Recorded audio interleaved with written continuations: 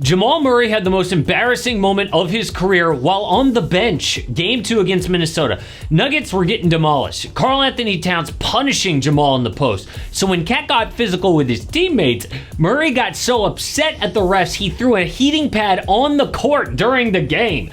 Nothing was called because the refs didn't notice, but everyone said dude should be suspended. That was an inch away from Karl-Anthony Towns planting his right foot right on that thing. He should be suspended. This was so weird from a guy who normally has elite self-discipline.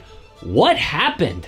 Well, Jamal was frustrated because he was terrible while Denver got their butts kicked. 1 year after winning the title, he was a shell of himself, down in every playoff category. And yes, he hit a game winner against LA, but he shot like a G League player the rest of the playoffs. But oh well, Jamal still had a max contract offer from the Nuggets on the table, and the Olympics with Team Canada to turn things around, but somehow got worse at the Olympics. What's wrong with Jamal Murray? I mean, yes, he's dealing with an injury, but now he's got an even bigger problem to worry about. But I love playing underdog. We had a month without WNBA because of the Olympics. Now they're back. And last week, look, our first WNBA pick coming back on Pick'em Hit, which I love. And this week, look, pick them again, higher or lower, your favorite team or whatever game you're gonna watch that night, whatever players you like. And they've got a new game. It's called Streaks. If you get 2 right, like we did last week, if you stack 9 more correct in a row, you can 1,000x your money, which is insane. So let's give 2 more picks today. All right, same game, so we'll enjoy watching it. First up is Arike Ngumbawale, more than her points and boards, and then Sabrina Ionescu, less than her rebounds and assists. And best of luck if you were tailing those picks. Check out this updated map to see if Underdog is available in your area. And if you use my code AMHOOPS, you get up to $250 in bonus cash, which is huge, and a free square. So use that promo code AMHOOPS. Why hasn't that max contract offer been signed? Is it possible the Nuggets are rethinking this? I mean, if he signs it and is tied to Nikola Jokic, it could ruin the rest of Joker's prime if Jamal's not right. I mean, when is this dude ever healthy? His entire career, since his second year in the league, has never played more than 75 games. And what about the theory that Nikola Jokic just makes everyone better? I know that's crazy to say about Jamal Murray, but look at Team Serbia. Those guys look like prime Steph through 3 quarters because of Joker. And if it wasn't for Jokic, would anyone actually have the Nuggets as a title threat? No. So how good is Jamal Murray actually? Well, many people say he's the best current player to never make an All-Star game.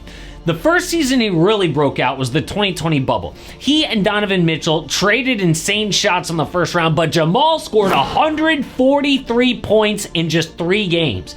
He then goes on to score 40 in Game 7 against the Clippers, which sent Denver to their first conference finals since 2009. So it's not a fluke.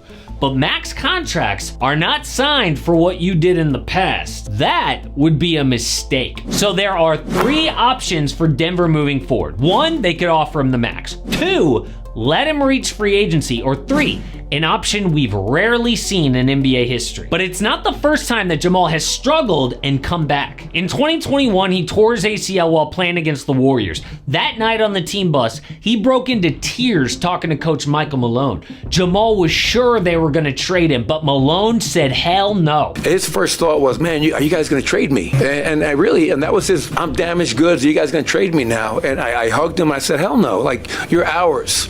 We love you. We're going to help you get back, and you're going to be a better player for it. And he was, because 2 years later, Jamal and Joker won Denver their first title, and Jamal had a 30-point triple-double in the finals. Most underrated star in the NBA. So why hasn't he ever made an All-Star game? Well, last year was a perfect example. All-Star numbers, the narrative of just winning a championship, but he got injured. Jamal can't stay healthy, and many people blame his dad. Roger Murray trained him growing up, was obsessed with Bruce Lee, and adapted his martial arts drills to basketball. So Jamal had to meditate before games to visualize each shot, did push-ups in the snow to develop toughness, balanced a cup of hot tea on his thigh during workouts.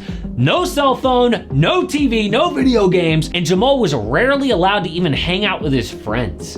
So did that hardcore training make him injury prone at just 27 years old? It's one thing people say about the Ball brothers. LeVar was famous for pushing his three sons. Now Lonzo and LaMelo are barely on the court. But like the Balls, Jamal's hard work paid off. He went from rural Canada, where no one ever makes it out, to the number 7 pick. So if Jamal always comes back from adversity, how's this any different? Because it's such a big risk. I mean, the Nuggets are scared. No one's been hurt more by this new rule in the CBA. All the owners got together and said, NBA teams are becoming too expensive. How about a new rule where if you spend over a certain amount, your team gets screwed? So now teams are afraid to spend over that amount. I mean, the Nuggets had to let go of Bruce Brown after winning the championship, KCP the year after that. So if they max out Jamal and he disappoints, it kills the team. But there's one way around that. If Jamal takes a pay cut, it solves everything. Which is why players now hate Jalen Brunson. This guy was so happy in New York, loves his teammates and his coach. He said, you know what, I'll leave $113 million on the table. What a guy, according to Knicks fans, but other players were like, what are you doing?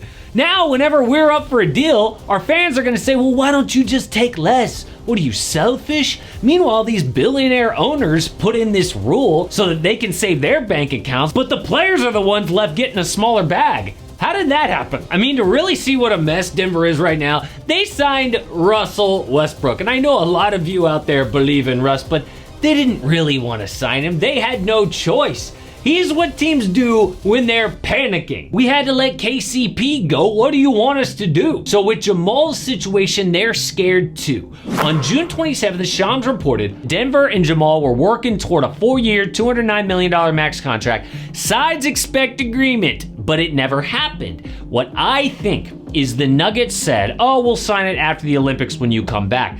Then they saw how bad he was and they were like, can we renegotiate? Will you take a little less? And Jamal was like, no, we had an agreement. So now they are stuck with two options. They can either cave and max him out, risk it, or let him go to free agency, which is also a risk. Which means if the contract isn't signed before the season starts, this could be his last year in Denver. And at that point, they start looking for trade partners. I mean, what could they get for Jamal Murray with 1 year left? Zach LaVine, Trae Young. I think the perfect scenario is De'Aaron Fox, but they're not gonna get a better replacement than Jamal Murray realistically. I know Jokic makes people better, but there's no guarantee the chemistry will be the same. So they get Jamal to take less money by saying, hey, Aaron Gordon is up for a new contract next year too. Don't you like playing with Aaron? You wouldn't want to see him go, would you? But what I love about the NBA calendar is there are deadlines to this, okay? If Jamal doesn't sign before the season, we start looking at February 8th, because that's the last day they could trade him. But if I was a Nuggets fan, I would be really upset with my front office. I mean, none of this even happens without two big mistakes they made. First, they signed Michael Porter Jr. to a max contract. Why? And they gave Zeke Naji $8 million a year for a guy who barely plays. If it wasn't for that, I think they just signed Jamal in a heartbeat. And they don't let KCP go. But with this new CBA rule, you cannot make mistakes. They've already made 2. So now they have a serious gamble on whatever is wrong with Jamal Murray. But teams are about to gamble on the number 1 NBA draft pick. Everyone thinks, oh, for sure it's going to be Cooper Flagg, but some NBA front offices secretly told ESPN they've got another guy ranked ahead of Cooper Flagg. So I looked at all the kids in a stacked draft who could potentially go number 1.